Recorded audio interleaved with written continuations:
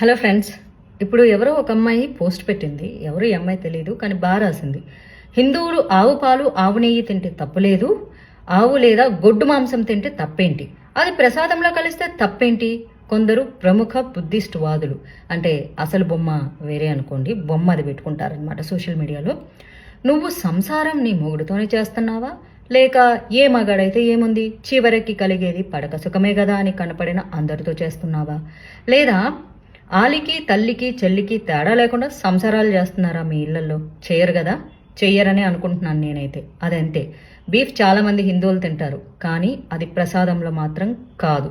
బాగా రాసింది అమ్మాయి, నాకు నచ్చింది. నిజమే కదా. ఇప్పుడు నాన్ వెజ్ మనం తింటాము, మొక్కలు తిన్నాం కదా అని బొక్కలు మెల్లో వేసుకొని ఎవ్వడు తిరగడు. పండగలు ప్రసాదాలు వస్తే నాన్ వెజ్ తినేటోళ్ళు కూడా ఆ నాన్ వెజ్ మానేసేసి ప్రసాదాలు చాలా పవిత్రంగా స్వీకరిస్తూ ఆ రోజు అంతా వెజిటేరియన్ తింటూ చాలా పవిత్రంగా ఉంటారు. ప్రతిదానికి ఒక పద్ధతులు సాంప్రదాయాలు అన్నీ ఉంటాయి. అంతే. పెళ్లి చేసుకున్నాం కదా మొగుడు పిల్లలని రోడ్డు మీద సంసారాలు చెయ్యరు కదా, ఇది కూడా అంతే. ప్రసాదం ప్రసాదమే. నువ్వు వండుకొని నువ్వు తింటే అది అన్నం, భగవంతుడికి సమర్పిస్తే ప్రసాదం. రెండింటికి తేడా ఉంటుంది. అర్థమవుతుందా మీకు? సపోర్ట్ చేయాలనుకుంటే కామెంట్ చేయండి, తిట్టాలనుకుంటే తిట్టుకోండి. మీ సంస్కారం.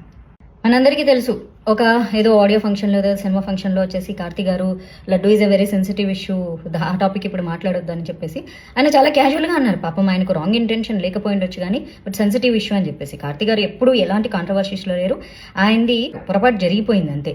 సారీ చెప్పించుకోవడంలో ఆనందం ఏంటో అని ప్రకాష్ రాజ్ ట్వీట్ చేయడం జరిగింది. ఈయన వేరే రిలీజియస్ పీపుల్ ఒక చిన్న మాట హిందూ లేదన్నా అంటే వాళ్ళంతా రెచ్చిపోయి గొడవలు చేసి, అసలు మొన్న బెంగళూరులో వచ్చి హనుమాన్ కీర్తన పెట్టుకుంటే కూడా వచ్చి భయంకరంగా కొడితే దాని మీద స్పందించలేదు. కానీ తిరుపతి లడ్డు అనేది డెఫినెట్లీ సెన్సిటివ్ ఇష్యూ, కానీ దాని మీద యాంకర్ క్వశ్చన్ అడగడం, మాకు ట్రెండింగ్ టాపిక్ కావాలి, హాట్ టాపిక్ కావాలి, సిచ్యువేషన్ కావాలి, జోక్స్ చేసుకోవడానికి అన్నము, దానికి ఆయన చెప్పడం ఏం వాళ్ళకి తెలియదా? సారీ చెప్పేటప్పుడు అరే ఇంతమంది హిందువుల మనోభావాలు దెబ్బతిన్నాయి, మనం కూడా హిందువులమే కదా, సో ఎందుకు ఇంతమందిని బాధ పెట్టడం అని వాళ్ళకి క్షమాపణ చెప్పారు. ఇందులో ఆనందం ఏముంది? ఇలా వాళ్ళు క్షమాపణ చెప్పడం వల్ల భవిష్యత్తులో కూడా ఇంకెవరికి అలాంటి అవకాశం మా సైడ్ నుంచి ఇవ్వకుండా ఉండడం అనే మంచి ఉద్దేశంతో చెప్పారు. ఇందులో ఎవరు ఆనందాలు వెతుక్కోవట్లేదు. సారీ చెప్పంగానే ఆనందాలు ఏమీ రావు, ఎవ్వడికి ఆనందాలు ఏమీ రావు. కాకపోతే ఒక ఇనిషియేషన్ తీసుకున్నారు వాళ్ళు.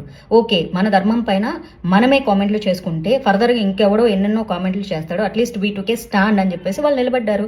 ప్రకాష్ రాజ్ గారు ఏంటో మిగిలిన ఎవరిని ఏమన్నారు కానీ ఇలాంటి దాని విషయంలో అంటారు. ఎంతమంది మనోభావాలు దెబ్బతింటుంటే ఈయనకి ఏం అనిపించవు. ఈయన మనోభావాలు మాత్రం వేరే వాళ్ళ విషయంలో మాత్రం సైలెంట్గా ఉంటాడు. మరి మా విషయానికి వచ్చేసరికి ఈయన ప్రతిదాన్ని పాయింట్అవుట్ చేస్తూ ఉంటారు. ఓకే, ఈయన సపోర్ట్ చేసే వాళ్ళు చాలా మంది ఉంటారులే, చాలా మంది ద్రోహులు ఉంటారుగా, క్వైట్ న్యాచురల్ అనుకో ఆ విషయం.